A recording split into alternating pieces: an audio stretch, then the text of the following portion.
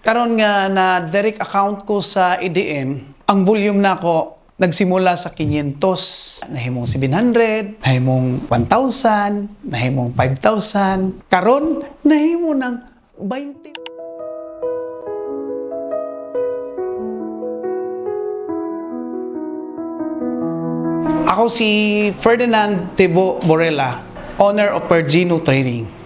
34 years na mi sa among negosyo. Hangtod karon niya paghihapon. Padayon gihapon sa negosyo.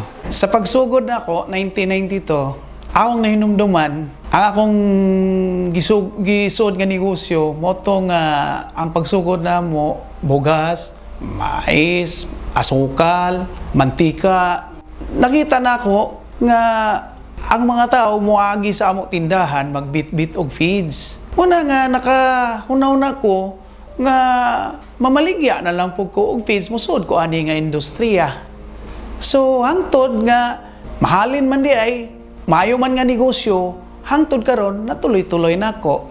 Karon nga na direct account ko sa ADM, ang volume nako nagsimula sa 500. Niya nahimong 700, nahimong 1,000, nahimong 5,000. Karon nahimo ng 20,000 na or above pa ang akong volume.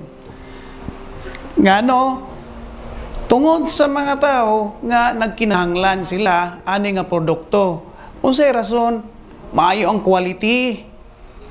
Dali mo tubo ang baboy, sayon. Pagkatapos li palisod ibaligya. Mao na nga nakita na ko sa Tibok region or sa Liti o Samar nga daghag nagkinahanglan.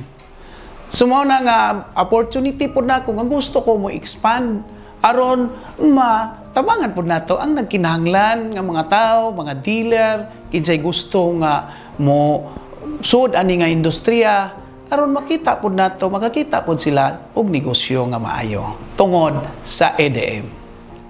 Gikan karon 34 years na mi sa Ultrapac, sa partnership namo sa ADM, maayo naman, wa may problema.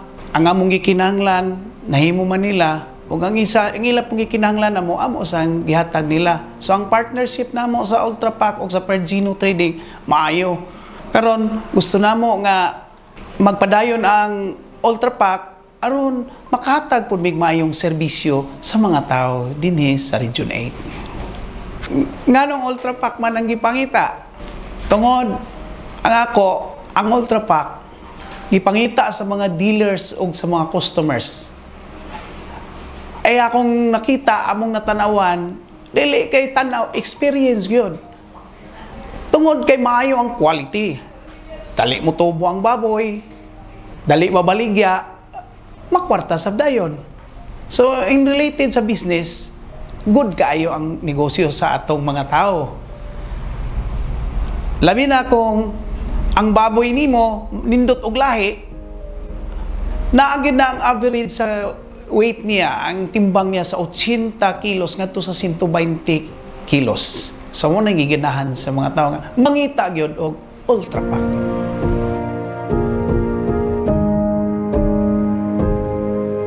Sa atong mga business partner, ang ako lang ikasulti ninyo, kinahanglan lang ta og disiplina, tiyaga sa to gagalingon para magpadayon ta sa atong negosyo.